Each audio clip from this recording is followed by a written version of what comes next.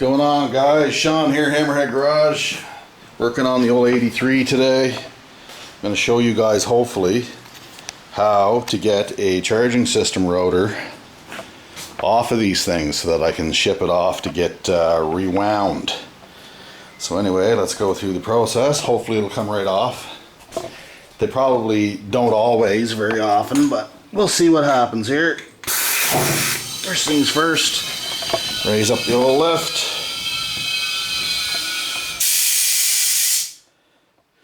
Get her up so as we can. I always put the brake on it just for safety.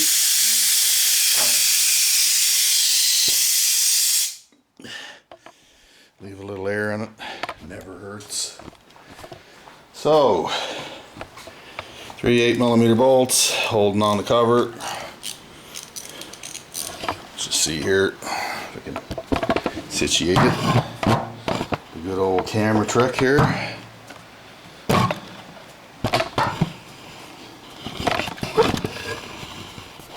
don't know if that thing stay or not. Probably not. You know what I figured out, boys? I need a rig that'll attach to my head, a camera like a GoPro or something. Anyway, there's 3 bolts. This cover. As I was telling you guys earlier, this charging system's the dry system. There's no oil in here. This is one of the reasons why these things keep failing. I determined earlier that the rotor is bad because I did an ohms check on it. Well, I'll show you guys here in a minute what that entails.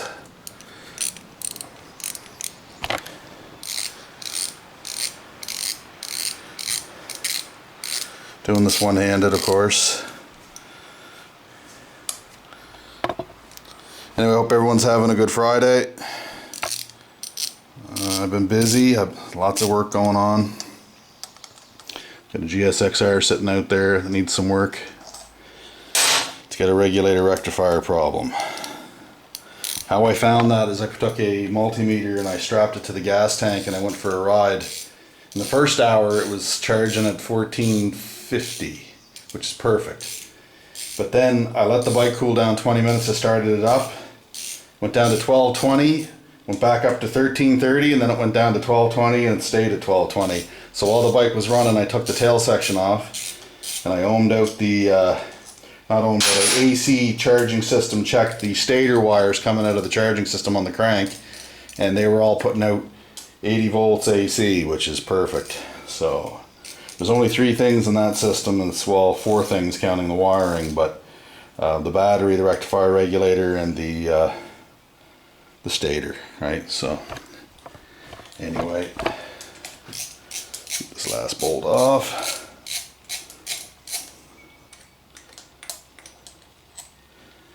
Right, cover just comes right off. See, right there is your brushes. These are, you push on these, are spring loaded. They wear, there's a mark on them that actually shows you when they're worn out. These ones are fine. This part here is called the alternator, what you guys would call the stator in a modern bike. It was changed last year, as was the voltage regulator. Problem with this bike here is because it's a 550F, it's a Europe only model. These were not ever made or distributed in Canada or the US. They're from Europe. So I don't know how this one got here, but anyway, there's your rotor. All the little windings and stuff in there. Looks kind of black. These are what are called slip rings, right here and right here. What you do is you take your ohm meter and you just put on each one of these slip rings. Should be 4 to 6 ohms. If it's not 4 to 6 ohms, it's bad, which is very common on these. I had one time that was, you put the meter on and it danced all over the damn place. It was just springing everywhere. So anyway, bear with me here. Get the right socket. It's a 17mm, I believe. And we'll get the right one.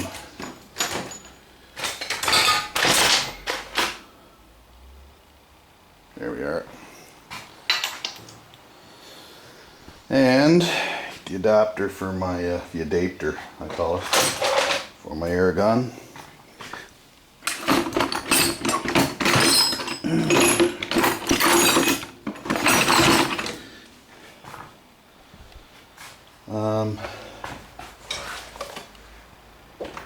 Yeah.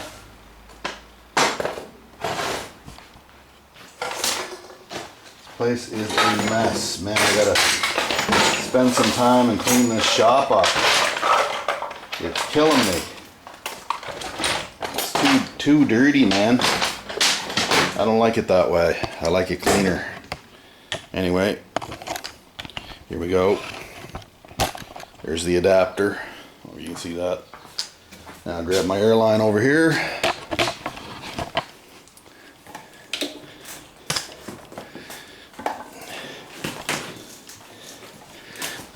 We'll see if we can get this sucker off. The nut usually isn't a problem. It's the damn getting the thing off of the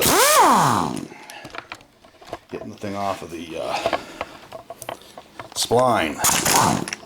That's the trouble. There's your bolt.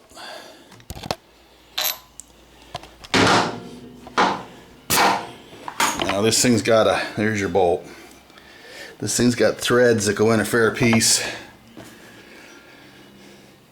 And this here tool is called a Honda rotor remover. So I should have a bolt or a thread pattern that matches this bolt here.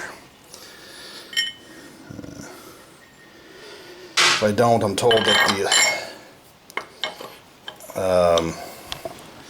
that the rear axle nut is the right size, but it looks like I got it here.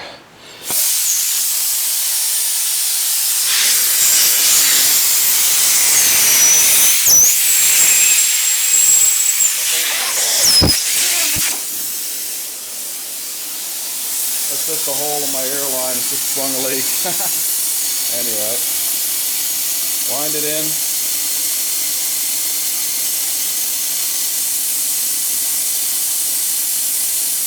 Hold tight.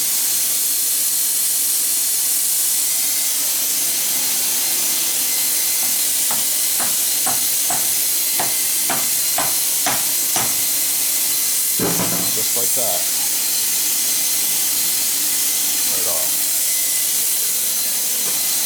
There's your spline, there's your rotor, and there's your part number. Yeah, it doesn't look all that great in there, guys. It looks a little crusty. Anyway, that's all there is to it. Thumbs up for War Ants. Stay classy.